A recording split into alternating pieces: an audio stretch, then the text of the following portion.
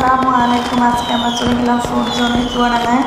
এটা Kotmor hospital road আর কি। সবাই বলে এখানে দেখেন অনেক রকমের মিষ্টান্ন তৈরি করা হয়েছে, বিস্কিট আছে অনেক ধরনের, তারপর ফাস্টফুডও আছে এখানে পিৎজা, বার্গার, স্যান্ডউইচ, রোল অনেক কিছু পাওয়া যায়। আপনারা যদি চুয়াডাঙ্গা আসেন বা আপনারা চুয়াডাঙ্গা যারা আছেন তারা অবশ্যই ফুড জোনে আসবেন। এখানে ভাইদের ব্যবহার খুব আন্তরিকতার সাথে, তারা আমাদের সাথে কথা বলেছে, তাদের ব্যবহার অনেক ভালো। আমার ছেলে বারবার এই পিৎজাটা খাওয়ার জন্য হাত দিচ্ছিল, সেই পিৎজাটা নেবে।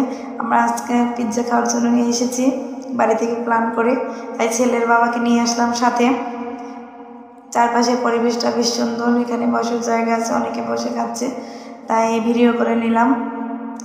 আপনারা অবশ্যই এখানে আসবেন। আমার ছেলে আবারও দেখাই যাচ্ছে এটা খাবে। তারপরে এই যে খাবারের লিস্ট আছে এখানে কোন খাবারের কত দাম সব দেওয়া আছে।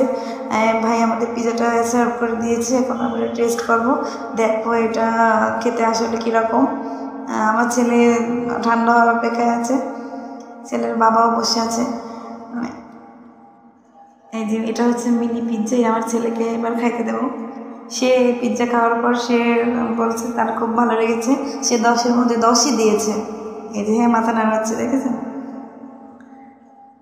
আমি আবারও জিজ্ঞেস করছি পিৎজাটা কেমন লাগে, সে বারবার মাথা নাড়িয়ে বলছে সে যে তার ভালো লেগেছে।